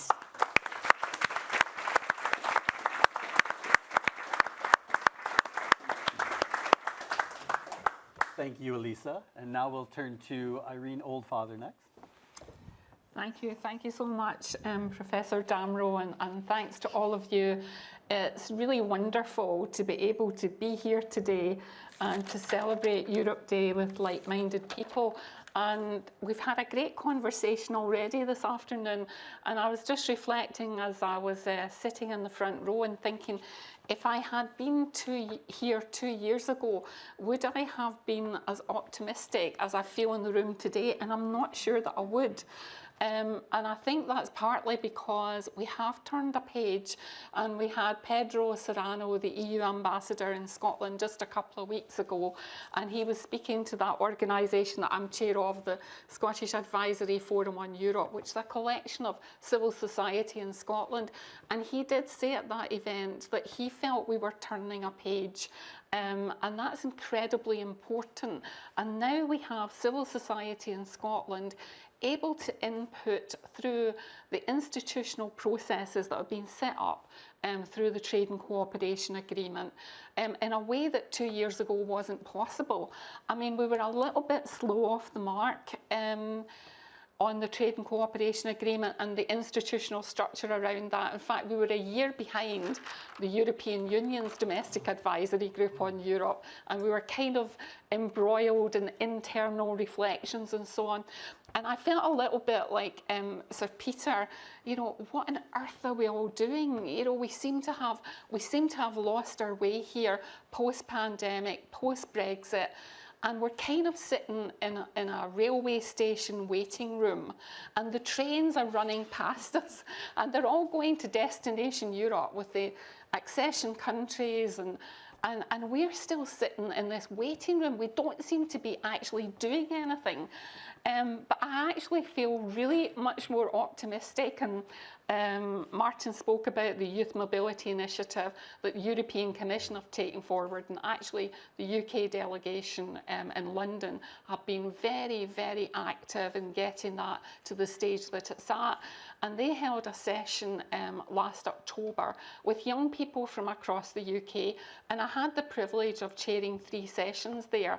And again, I reflected on that analogy about being in a station waiting room, but I actually felt like on that day last October, with all those young people from across the United Kingdom, including a sizable contingent from Scotland, and actually some people from Edinburgh, some students from Edinburgh University as well, I actually felt like we got back on the train somewhere last year. And obviously the Windsor framework and relations have improved and thawed, and there are greater opportunities for us. So I feel in a much happier place today, and I can definitely answer the second question, which is unusual for a former politician to actually answer questions, but I can give a very definitive answer in terms of civil society. And the second question, are we up for it? I think the answer is without question, yes. And when I was nominated to the UK Domestic Advisory Group on the Trade and Cooperation Agreement about 1.5 years ago and became Vice Chair, I thought we had about 3 organisations on the Domestic Advisory Group from Scotland. And I thought, how do we do this? How do we get civil society in Scotland involved in this conversation about improving things and about cooperation, and how do we move forward? We're on this train, and what's the destination and where are we going? So I set up the Scottish Advisory Forum. I'm delighted that Edinburgh University is one of our members, and I see one of my colleagues in the audience, Royal Society of Edinburgh, David Gow. And so we have academics, we have the third sector, we have business community, and we're all working together to reflect and review on that Trade and Cooperation Agreement. Now that's kind of the immediate future. You know, what does the Trade and Cooperation Agreement mean to us in Scotland? And I think, you know, there is an institutional architecture around that allows us, through SAFE and through the UK DAG, to input to those conversations, but it's a limited conversation because it's about the implementation of the agreement. And I have to say, one of the disappointing things is I don't detect a huge will in Europe to unravel everything, because I think there's a bit of uncertainty about the political situation in the UK. And they have spent so much time working with us, you know, setting up this Trade and Cooperation Agreement, and you know, it's going to take time to make the progress, I think, you know, to put to get back to putting that light on and to make the progress that many of us in this room want to see. But we have an interim situation where I do feel we're back on the train. We have opportunities to input. And I suppose to pick up on one of the points that Eliza made, we're not in the European Union at this point in time, but many of us in this room still feel European. We still feel we're in Europe. And actually, in 2016, we faced very much a binary choice, remain or leave, and kind of that was it. And, I was one of the people who campaigned vociferously to remain. And when we left, I was in the European Economic and Social Committee, a Scottish representative at that time. And I remember leaving the Jacques Delors building, crying, I have to say, on the 28th of January 2020, and thinking how much our world will shrink because of these decisions that have been taken. But opportunities now and an institutional framework that we can work within until we get to the future that maybe looks different and we all want to see. But I do think in the meantime we have to reflect that there's a difference between Europe and the European Union, and we still can be very active partners in Europe, and I hope we will be. And I'm sure I'm well over my 3 minutes, but if I could just end on one point, Chad, and that is another reason that gives me optimism. And I think today about Europe Day and Schuman Day, and I think of the words of Robert Schuman, who said, "Europe will not be made all at once or according to a single plan. It will be made by concrete achievements that first create solidarity." And if you think about Europe in that way, I think we're still in the game and we're still key players. Thank you very much.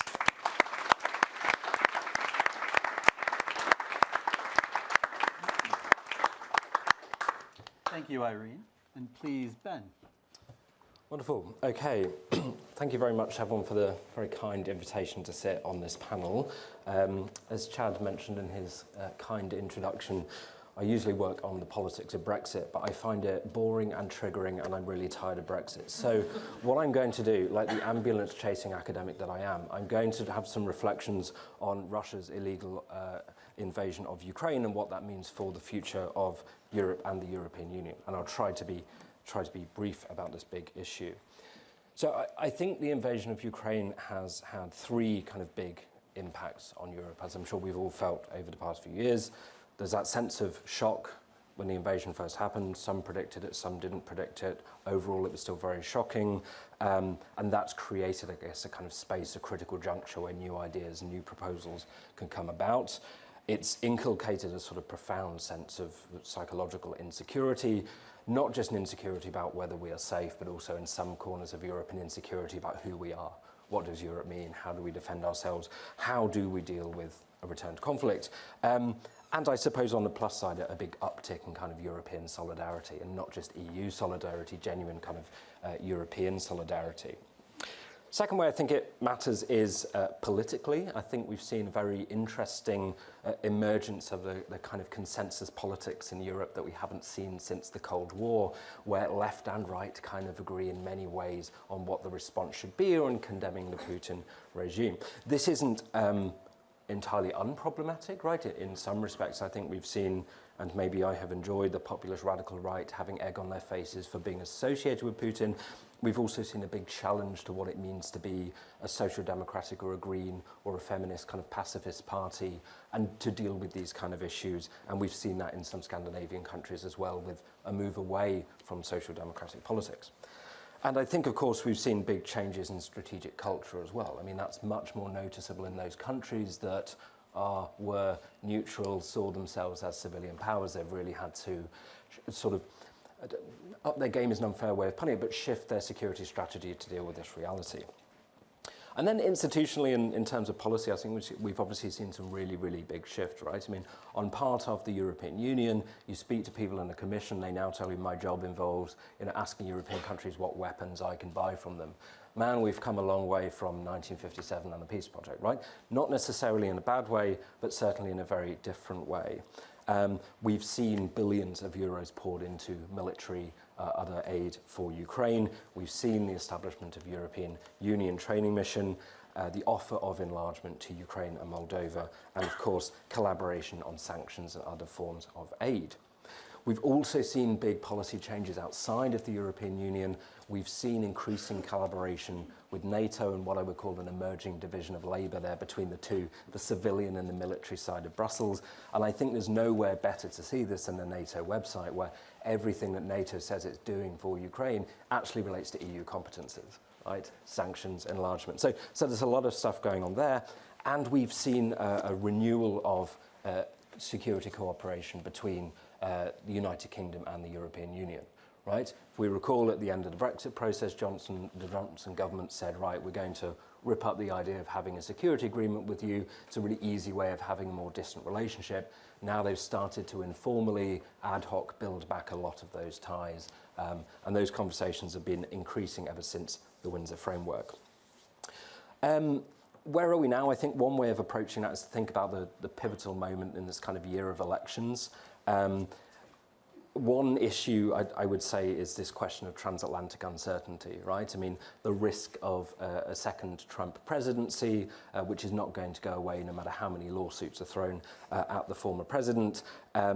That's one specific problem and what Trump would mean for NATO.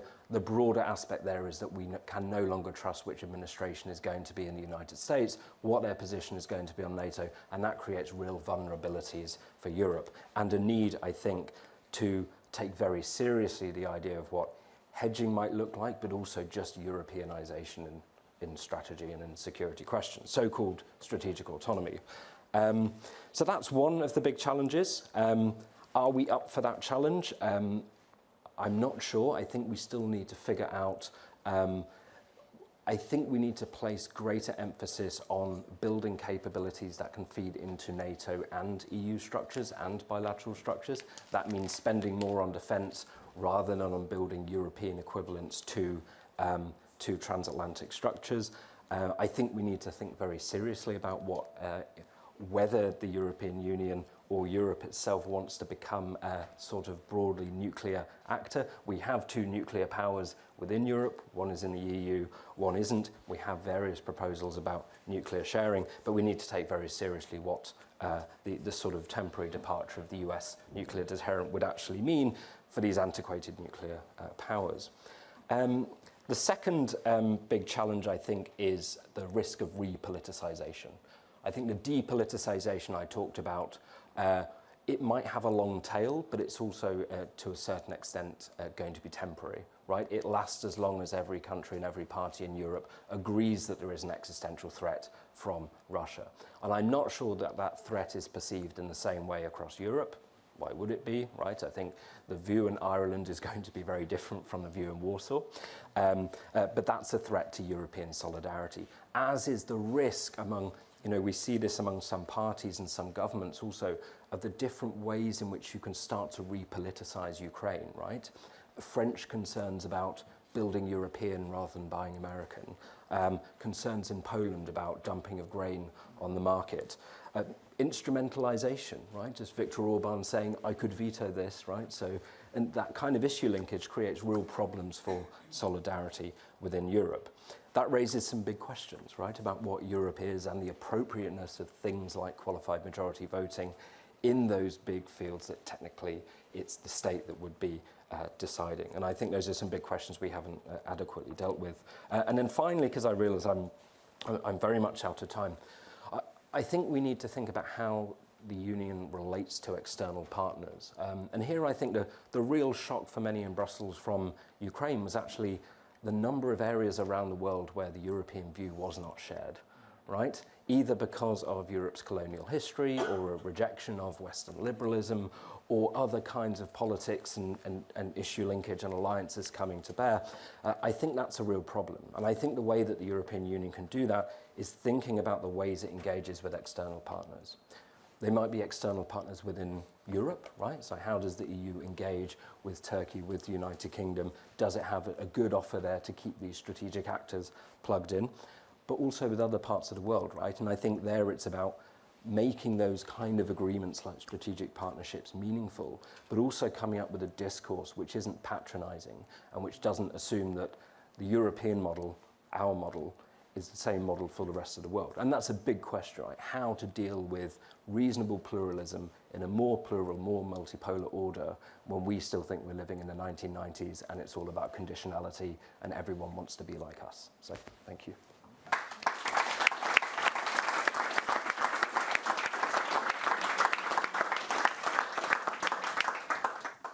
Thank you, Ben. And now we'll have Imelda, please. Thanks, Chad. So when I was coming over from Dublin, I said to somebody I was going to be spending Europe Day in Edinburgh, and it was sort of, why? But this event, and in particular the keynote, has really answered that question for me in a very resounding fashion, so thank you for inviting me.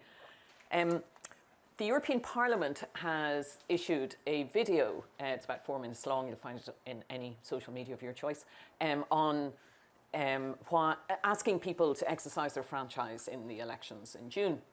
And it's actually very powerful. It's quite an emotional piece. So I have two reactions to it. One is this is powerful because it's people, it's survivors of the horrors of the Second War and of the various uprisings behind the proverbial Iron Curtain in the 50s and 60s, speaking to camera, which is quite confronting, and saying, you know, democracy matters. Please vote, exercise your franchise. So really nice piece. And then I had another reaction. And the way I would best articulate that is to say that in 50 years' time, when the European Parliament is making a similar video, I really hope to see narratives around others who have escaped oppression, dictatorship, human rights abuses, who have come to Europe and embraced a European identity from Africa, from parts of Asia. That's my main point. To turn to the three questions we were asked to consider. So what's the future of Europe? I'm a lawyer. We always look back to a safer place, perhaps. So I want to do that briefly. And the time frame is 50 years. Why 50? Because, well, I won't be around, but most of my students will still be around. So I'm wondering what kind of Europe they will see. So I thought, well, what about 74? And I'll use mainly just incidental examples to convey the message. In 1974, there was an air hostess who worked for Sabina Airlines in Belgium called Miss de Fren, who was promoted to senior steward, as was her colleague, who was male. And he was going to be paid more money than she was. And she eventually, in 76, managed to get to court, in the European court, to assert her rights to equal pay for equal work. But in 74, we didn't have that. If we look today, of course, we're still battling equal pay, but Europe helped to start that journey or to power it along somewhat. We didn't have the single market as we now understand it, and mainly because we didn't have harmonised mutual recognition, where we said, look, the Belgian standards are just as good as the Irish standards, just as good as the French standards. That's okay. And because we didn't have that harmonisation, I think it was the hairdressers directive took 19 years to agree. So there was a certain amount of kind of Eurosclerosis, it was called at the time. You move forward 50 years to today, 2024, we see the Charter of Fundamental Rights in place. That's critical. And we have the single market, which I think is the jewel in the crown that we have. And in fact, it's not perfect, but it's good enough that we don't ever really think or talk that much about it. When cases come up, I do work on European law in Irish courts. I think it's fairly representative. The cases rarely are about the single market. They're about the European arrest warrant, which is extradition. They're about international protection, which is about migration. And they're about the environment. And environment is really big. I don't think anyone would have predicted those in 74. We've also grown from 12 to 27 member states. So what about 2074 then? Well, my thoughts there are a bit depressing, really, because my first reaction was, I hope Europe is still here. I hope the EU is still here in ways that we recognise it, that the nuclear threat that Ben's mentioned doesn't come to pass. I saw a video clip of a mock-up of a nuclear strike on Ireland on Soviet television, for example, or Russian television not so long ago, because we're not in NATO. so it wouldn't be a NATO strike. Anyway, that we would be here, and that has two aspects. It's a security dimension behind that thought, but the other dimension behind it is, of course, that it's a green Europe, that we manage to get on top of climate change. And I think Europe can be a world leader on that, should it choose to do so. It's beginning that journey, but not yet.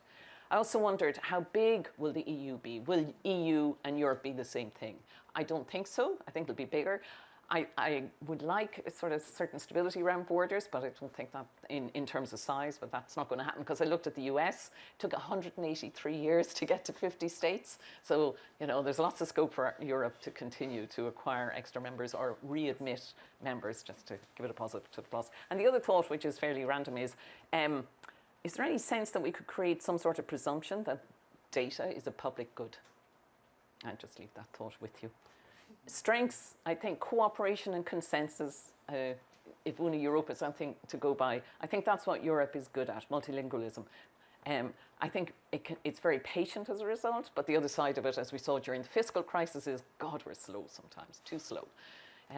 I think from a small member state perspective, I think it's fantastic being in the EU, in that a small state, its voice is amplified in ways that would not otherwise arise. And I think, so the EU is a good home for small states. In terms of values, just one thought, well, read Article 2 of the Treaty of the EU. It's a beautiful legal provision. And I mean that in the best sense of the word. You couldn't disagree with it. It's fantastic. But the problem is, Europe has to live up to those values. And in that sense, are we up for it? Yes, we are. If we don't live up to them, we have a very big problem. Thank you.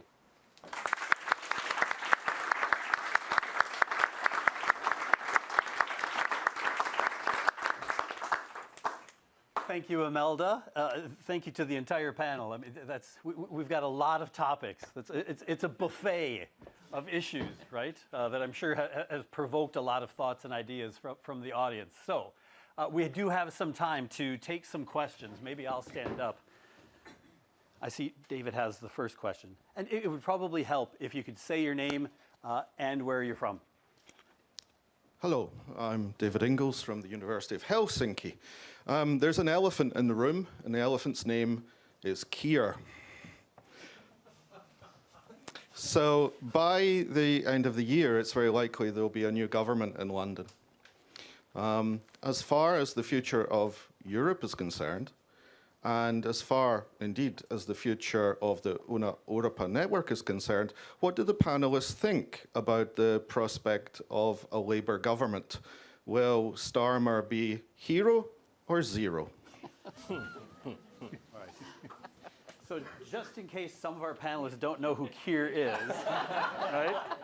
There are a couple of looks there, David, when you mentioned that. Yes, so he's the head of Labour, perhaps the next First Minister or Prime Minister. Why don't we go ahead? Now, not everybody on the panel might want to respond to all these questions. So maybe instead of having responses right now, if we could collect a few more questions, and hopefully then maybe there'll be something here that panelists might want, all of the panelists might want to respond to. Jenny, we have David Gow right here. If you introduce yourself, please. Hello, I'm David Gow from the Royal Society of Edinburgh, where I chair the Scotland and Europe initiative. And the question I want, since we're talking about the future of Europe, is that this Europe has certainly, even since we left, since the UK left the EU, has developed a very ambitious hopes for itself in terms of geopolitically, but also geoeconomically. So my question is, and this is whether it be in the area of defence, military, through the things like the European Peace Facility, but also in terms of net zero, in terms of increasing what they call the Brussels effect, which is being a global standard setter, like not just GDPR, but also, for example, via things like the carbon border adjustment mechanism. So right across the whole kind of panoply of things. So first of all, is this Europe up for realizing those ambitions? You could question that. Even Macron, in his recent Economist interview talked about, you know, basically Europe falling apart rather quickly and rather easily, more easily than we might wish. And the other thing is, what is the role for are we up for it? Is Europe up for it? But are we Brits, Scottish Europeans like me, up for it too? From a third, you know, basically a sub-state of a third country in terms of the EU, whether we like it or not. Thank you. We could maybe take one more question to offer to the panelists. We have Sole here. Thank you. So this is an additional question to Peter particularly, I think. So we talked, sorry, my name is Soledad Garcia Ferrari. I'm Dean International for the College of Arts, Humanities and Social Sciences here at the University of Edinburgh. I am wondering, Martin mentioned before the importance of evidence. So I think it would be useful to have a reflection over the importance and contributions of having a UK-based university in an alliance like Una Europa. So and perhaps Scottish university within the alliance. Thank you very much. Why don't we go back to the panel right now? Panelists can choose which questions they might want to respond to. Hopefully there'll be something in there for everyone. Maybe we could go right back in the same order. It's probably a good segue, seeing as how Peter was just somewhat directly asked this first question. So Peter, if you would go first, please. Yeah, thank you. Yeah, it's a pleasure being here and hearing all these interesting thoughts. I will not start with that last question that was directed to me, but the first one, not to answer, because of course I don't know anything of, or not much of UK politics. But I think it's a challenge that we see in many countries. We will have in Belgium upcoming elections for the federal government, but also for the regional parliaments, and European elections, and later in the year community and local elections. So many things could change through elections. If you look to what our northern neighbors in the Netherlands are facing now, with a long period of insecurity and also anti-European feelings with some of the people that probably will be part of the government. So we really have to be mindful that changing leadership is not always going to be easy to deal with at the level of Europe. And actually, the challenge of changing of leadership is something that we also experience within an alliance like Una Europa, where whenever there is a new president or vice chancellor with a new team, new challenges come up, and we may have to reconsider some of the agreements that we have made. Now, to then go back to the role of UK universities in an alliance like ours, I think it really was important for us to have members in the alliance within Europe, but outside of the EU. And this is also the reason why not only the University of Edinburgh, but also Universität Zurich is one of the members of the alliance.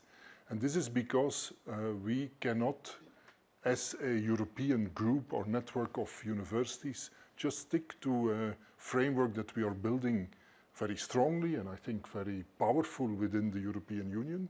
But we are part of a larger world. Europe is a small continent, it's an aging continent. We have to look outside of these borders, be aware of the developments in Africa, in Latin America, in Asia, and so on. And then, of course, we certainly have to be inclusive for Europe. To go into numbers, I don't like numbers, although I'm a physicist in these. I like numbers, but not in this context, because there is much more than just value that you can measure. Just having the different perspectives, the different cultures around the table is so enriching. It's a privilege seeing all these perspectives. Thank you, Peter. Elisa, would you like to respond? Of course, I'll leave aside the labor question because I don't feel I think there are people at this table that are much better to answer that question than I am. I'll just comment rather than answer on a few of the provocations from David, if I may, and this idea of Europe falling apart. Well, yeah, of course. Yeah, it's Emmanuel Macron. Yeah. I'm familiar with the speech you're mentioning.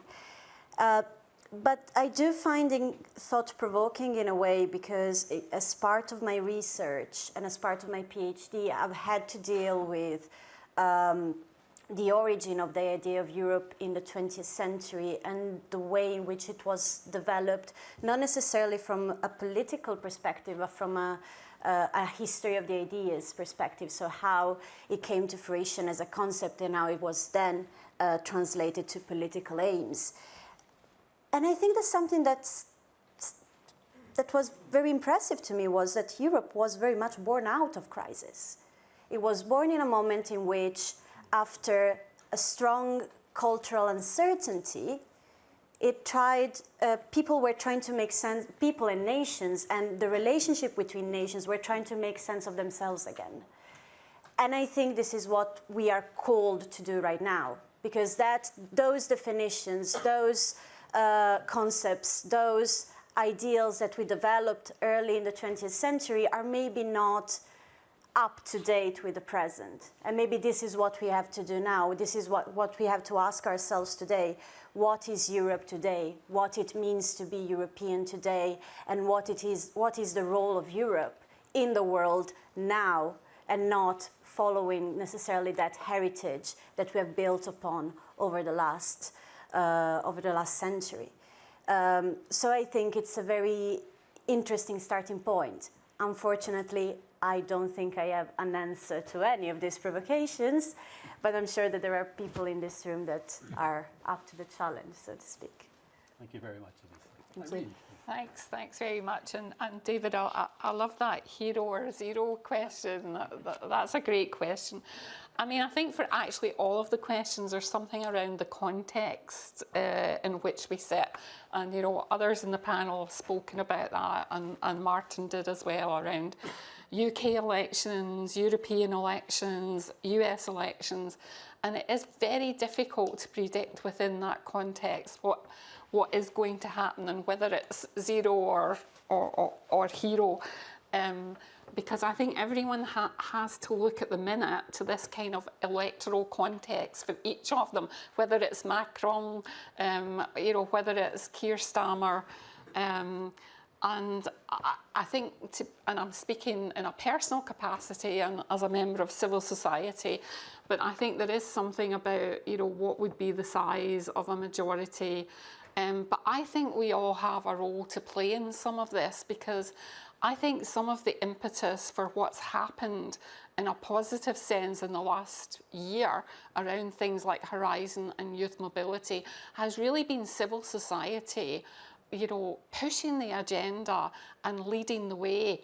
And so I think we can all take some responsibility, because, you know, if we in our own communities and in our own countries, and if we begin to, you know, show that leadership role around Europe, and, you know, I think particularly from my own perspective for civil society with organisations like the RSC, the universities and so on, you know, if we try to set that agenda, then I think the politicians have to follow.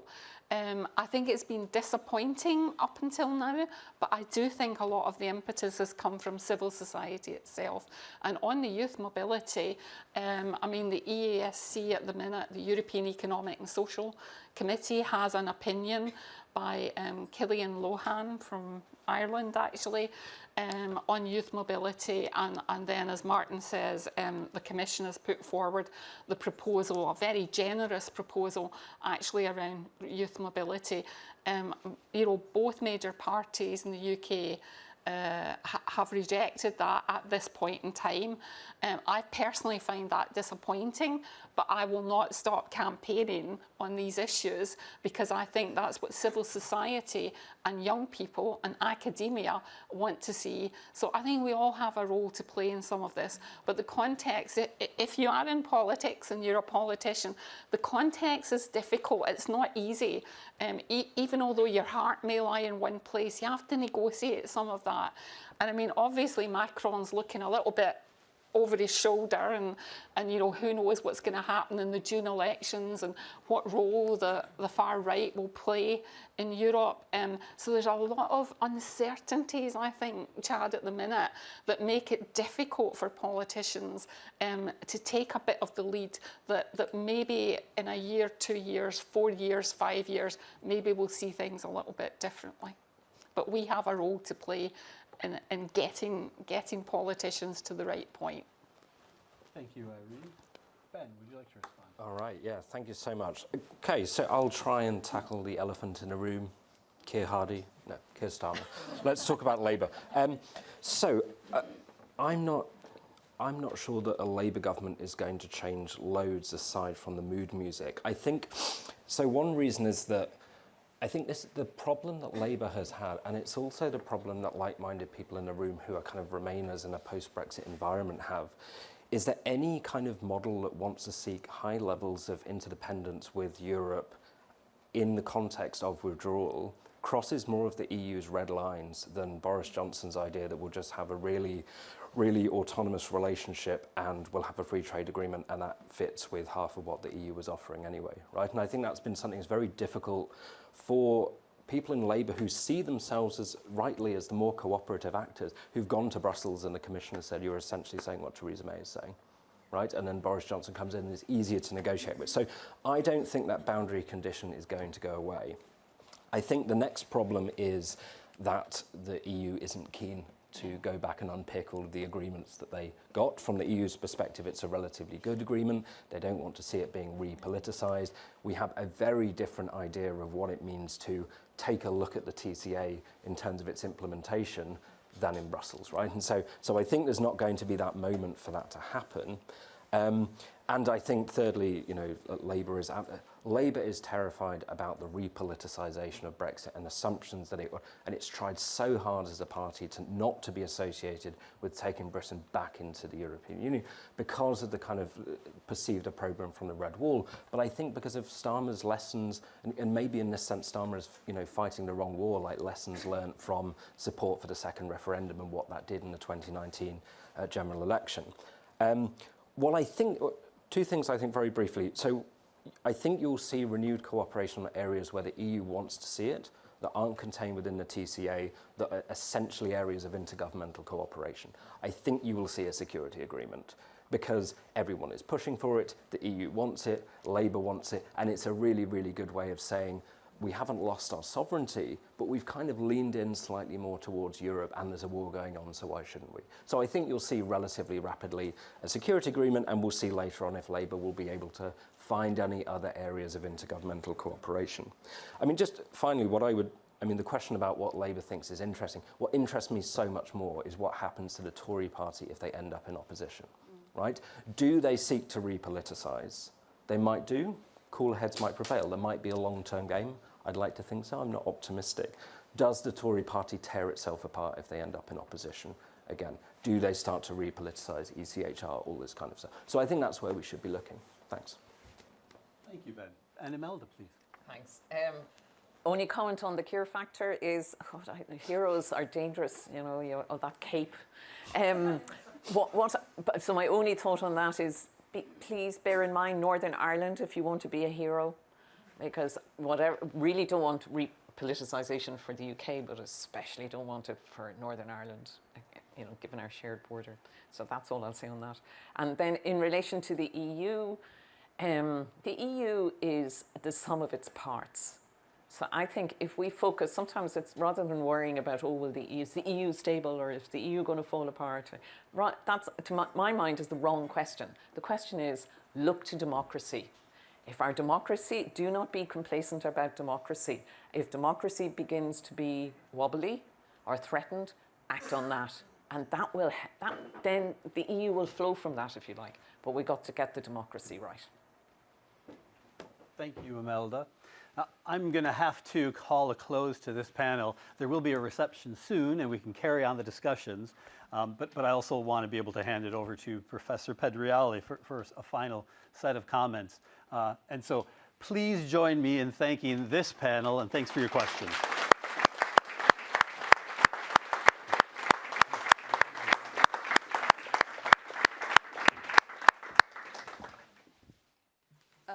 I hesitate to come back because it has been so rich, and I would love it if it never ended. And I've written down in a very messy, typical though, way of mine, you know, the various hooks that everybody provided. It has been rich, emotional, intellectually varied.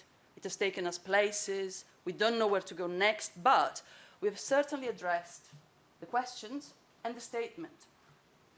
Don't look at the acronym that could come out of it. Don't look at it. But, you know, it could be faux. But we've managed, yes, to be excited about it because there are issues at the heart of the question, and we've dared problematize our predictions and our commitments. And that's the great beauty of Europe, whether it is Europe or Europe, the Union, whether we are outside of it or not, because we are European at heart, but we cannot really be because we are within a union that is outside of the union.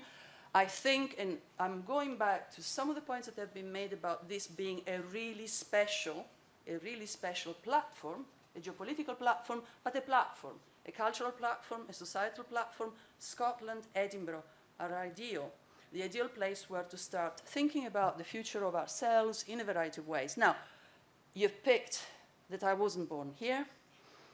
I was born in one of the countries of the European Union. Guess which? By now you know, of course.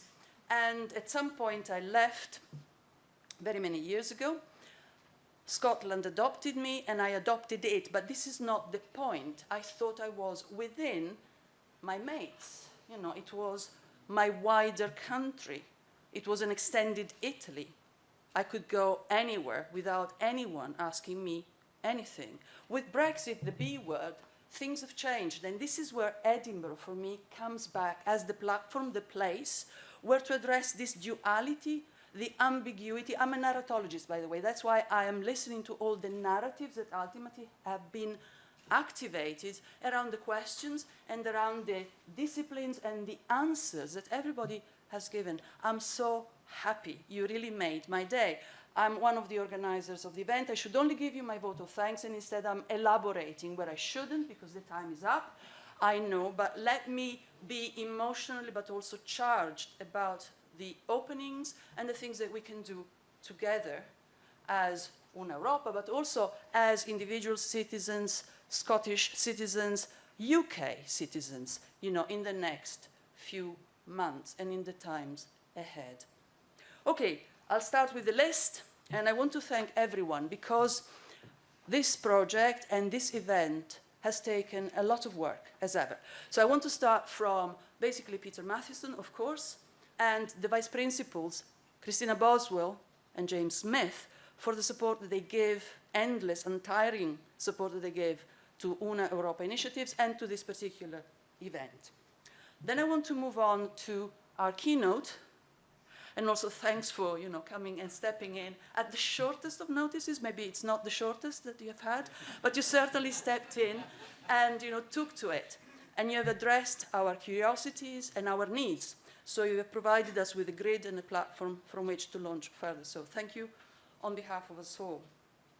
Then I want to start thanking the panelists, because the panelists have been absolutely amazing. They have bounced those questions to and fro, taking them where I suspect that even Chad wasn't expecting them to go.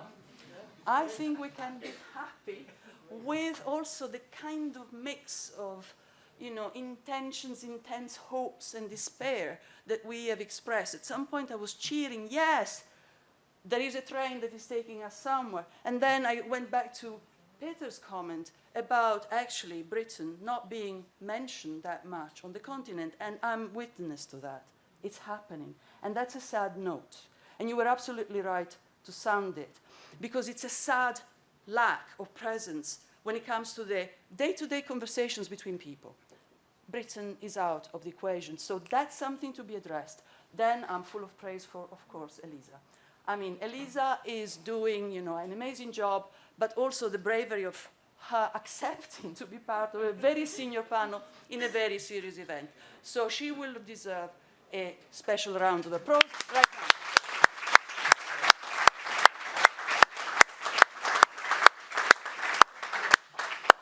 I'd not met Irene before or Ben. I know about the powers of, the kind of weaving in and out of arguments of Imelda. I want to thank them in a sense, in a trio, because I've met new people, I've listened to, the eloquent arguing that you have made, and it made, again, really a beautiful contribution to what we are trying to say, what we are trying to discover, the places we are trying to go to. I want to maintain the personal note here. If I'm allowed a few more minutes, no, maybe one or two, I'll be brief. I want to thank two people, one absent, not here, and the other one instead here, for the kind of mentorship that they have provided me in discovering things Una. And these are Kolja Raube, who is not here, and Chad Damro. Because I stepped into a role, one of the typical committee roles that you take as part of your academic life, and you discover the complexities of the role, and you need help. And they were there to help. So Chad, thank you, and Kolja, who is not here, thank you also. In continuing with the thanks, I want to thank also all the people that came, that flew into Edinburgh from our partners to work, and some of you may not be aware, we have been working for a couple of days on these issues, trying to elaborate projects, trying to think about, what kind of next attack, kind of line of attack we can develop. So thank you to those guests who came for Europe Day to Edinburgh to share it with us, and also to the colleagues from Edinburgh who took part of the same workshops that were intense, grilling maybe, but also very productive. So thank you to them. I also want to thank Sole and Alex, because they were part of that group that worked endlessly between yesterday and today to try to develop new, fresher ideas as to how to take Europe and the world, the future of Europe, our commitment to Una Europa, developing a kind of hub in Edinburgh. All of this took place in the wings, you could say, or in the background, and results in the discussion of today. And finally, yes, I'm getting there, I want absolutely to thank Helen Macmillan, Adele Davis, yes, somewhere, Jenny Riley, and Jake Broadhurst for the unrelenting laughter that we have shared. We are Europeans, I know, and we are relentlessly European, but also we have worked really hard on this project, and I want to thank them from really the bottom of my heart. So on behalf of you, I'm thanking them, and the thank you comes back to you because you have come for this event and you shared it with us. Thank you.